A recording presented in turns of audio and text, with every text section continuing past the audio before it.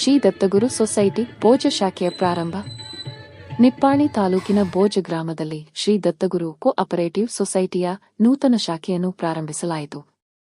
ಶ್ರೀ ಕ್ಷೇತ್ರ ಆಡಿ ಹರ್ದಾಯಣ ಶ್ರೀ ದತ್ತ ದೇವಸ್ಥಾನ ಮಠದ ಪರಮಾಬ್ಧಿಕಾರ ಪರಮ ಪೂಜ್ಯ ಪರಮಾತ್ಮರಾಜ ಮಹಾರಾಜ್ ಇವರ ದಿವ್ಯ ಸಾನ್ನಿಧ್ಯದಲ್ಲಿ ಪೂಜೆ ಪುನಸ್ಕಾರ ದೀಪ ಪ್ರಜ್ವಲನೆ ಮಾಡುವುದರ ಮೂಲಕ ಉದ್ಘಾಟನೆ ಸಮಾರಂಭಕ್ಕೆ ಚಾಲನೆ ನೀಡಲಾಯಿತು. ಜೊತೆಗೆ ಪೂಜ್ಯರಿಂದ ಆಶೀರ್ವಚನ ನೀಡಲಾಯಿತು.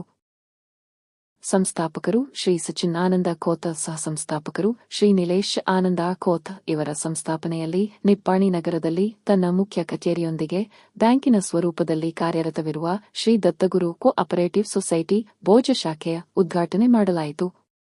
ಸಮಾರಂಭದಲ್ಲಿ ಆನಂದ ಫೌಂಡೇಶನ್ ವತಿಯಿಂದ ಅಂಗನವಾಡಿ ಮಕ್ಕಳಿಗೆ ವಿವಿಧ ಶೈಕ್ಷಣಿಕ ಸಾಹಿತ್ಯಗಳನ್ನು ಹಂಚಲಾಯಿತು. ಜೊತೆಗೆ ಬೋಜ ಗ್ರಾಮದ ಮಾರುತಿ ಯಾದವ್ ಇವರ ವೈದ್ಯಕೀಯ ಚಿಕಿತ್ಸೆಗಾಗಿ ಧನಸಹಾಯ ಮಾಡಿರುವುದರ ಜೊತೆಗೆ ವಿವಿಧ ರೀತಿಯ ಸಹಾಯಗಳನ್ನು ಹಂಚಲಾಯಿತು. ಸಮಾರಂಭದಲ್ಲಿ ಉಪಸ್ಥಿತ ಗಣ್ಯಮಾನ್ಯರ ಸ್ವಾಗತ ಸತ್ಕಾರವನ್ನು ಮಾಡಿ ಗೌರವಿಸಲಾಯಿತು. ಕಾರ್ಯಕ್ರಮದ ನಿರೂಪಣೆ ಶ್ರೀ ಪ್ರಕಾಶ್ ಕದಂ ಇವರಿಂದ ಮಾಡಲಾಗಿ ಶ್ರೀ ಜಗನ್ನಾಥ ಕೋತ ಇವರಿಂದ ವಂದನಾರ್ಪಣೆ ಮಾಡಲಾಯಿತು.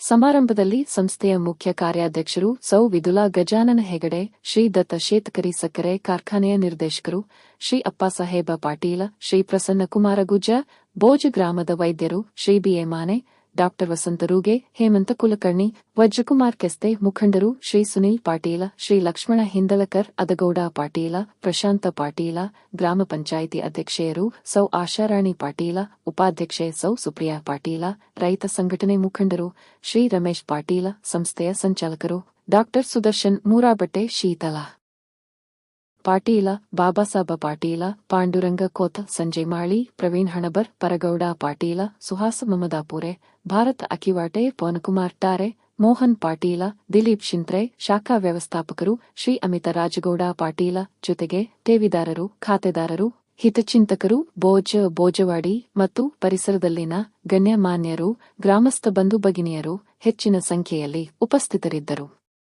समाज कार्य न्यूजಗಾಗಿ बोजದಿಂದ संपादकರು संदीप कुरुंदवाडे. अशा हजारो लोकांना चष्मे वाटप करून त्यांची दृष्टी हे दृष्टीदान देण्याचं काम पण ही संस्था करते आहे. हे अतिशय काम कौतुकास्पद अशा पद्धतीचं आहे. याच्यानंतर सप्ताह सोहळे असतील, दिंडी सोहळे असतील किंवा अनाथ आश्रम असेल, वृद्धाश्रम असेल, अशा ठिकाणी प्रत्येक संस्थेच्या शाखेच्या वर्धापन दिनाच्या निमित्तानं अन्नदान करून त्यांच्या पोटावरती आनंदानं हात फिरवण्याचा, त्यांचा डेकर पाहून आनंद मिळवण्याचं सामर्थ्य आणि संपन्नता, विचार संपन्नता या संस्थेनं आपल्याकडे घेतलेले आहे. आणि म्हणून अशा अनेक गोरगरिबांचे, पददलितांचे आशीर्वाद या संस्थेच्या पाठीशी आहेत. म्हणून असा सुंदर सोहळा त्यांच्या वाट्याला आलेला आहे. असं म्हटलं तरी काही वावगं होणार नाही. त्याच्यानंतर